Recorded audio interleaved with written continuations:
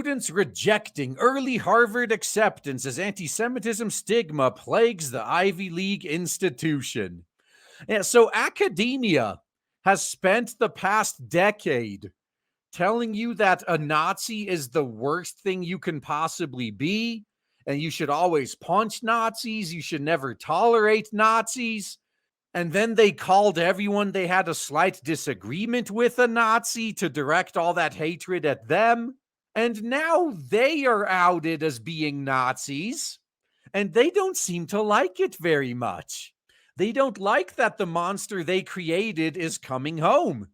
A place at Harvard used to be something to boast about. Now students fear it's a stigma. Yeah, now Harvard is associated with Nazis.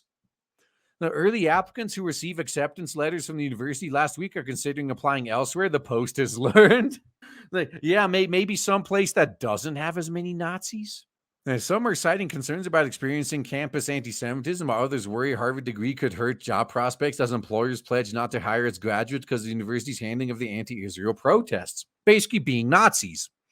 This year, the school reported a 17% drop in early applications, representing a 4-year low, and their acceptance rate creeped up to 8.7% from 7.6% last year. Well, yeah, I mean, as less people apply for the same number of seats, that's bound to happen.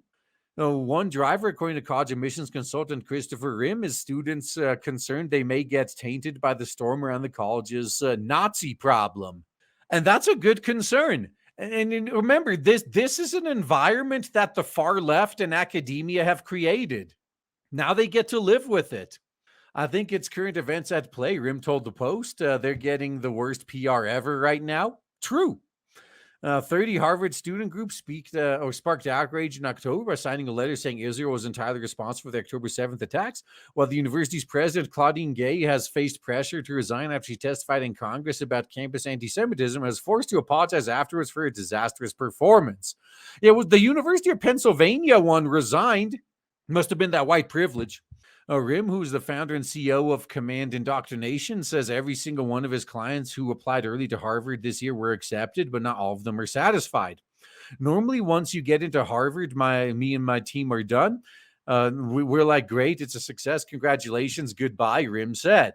But I guess now they're like, can we go someplace that isn't so full of Nazis instead? Good call, by the way. But one particular client's family wasn't celebrating. Instead of taking their offer from Harvard, the student is now scrambling to send applications to the remaining Ivy League schools, Stanford, MIT, and Emory. The student, who is not Jewish, is applying elsewhere with concerns that going to Harvard might hurt employment prospects. Rim was shocked. I was like, why would you do Emory if you've already gotten into Harvard?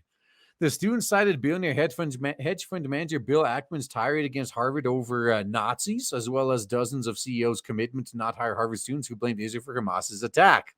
Yeah, no, this is very smart, actually, planning for the future. Similarly, a boutique law firm halted on-campus recruiting at Harvard, and even Barstool Sports founder Dave Portnoy pledged not to hire a Harvard graduate ever again. We'll see if they actually follow through with it. But it's good to see some blowback. I mean, we're not supposed to tolerate Nazis, right? So yeah, hold them to their own standards. I just find it ironic that after years of manufacturing fake Nazis on the right, the real Nazis revealed themselves on the left, huh? Who could have predicted this? The SS League colleges. Yep. This is the first time this concern has ever come up with a client, Rim said. They told me I just don't like that attention on Harvard if it's going to hurt my child's chances of getting the right job in the future. But even though the school is losing applicants, Rim said Harvard seems to be spinning the news as a positive. Of course they are. They probably pay someone well into the six figures to be their spin master. Harvard really touted the increased acceptance rate, he said. I think they want to distance themselves from their image as a stuffy, elitist, and selective because all the bad press they've been getting. As in what? You don't want to know that you only accept Nazis? While Harvard hemorrhages applicants, other schools are absorbing the overflow. This year, early college applications soared 41% as compared to the current year -4 admission cycle. Man, this actually makes me sad. It looks like there aren't that many people listening to reason and realizing that you don't have to go to college. There's other options. No, Yale saw its lowest early acceptance rate in over 20 years. Meanwhile, RIM reports Duke and Durham, North Carolina, and Emory and Atlanta, Georgia are popular with students seeking alternatives to the Ivy League. Duke reported 1,000 more applicants than any previous early decision round, a remarkable 28% increase from last year. The second-tier schools are becoming even more viable options, so their acceptance rates are going to continue to drop, RIM projected. Yeah, until they also get associated with Nazis as well. All right, several of RIM's own clients changed up their application in the wake of the campus anti-Semitism.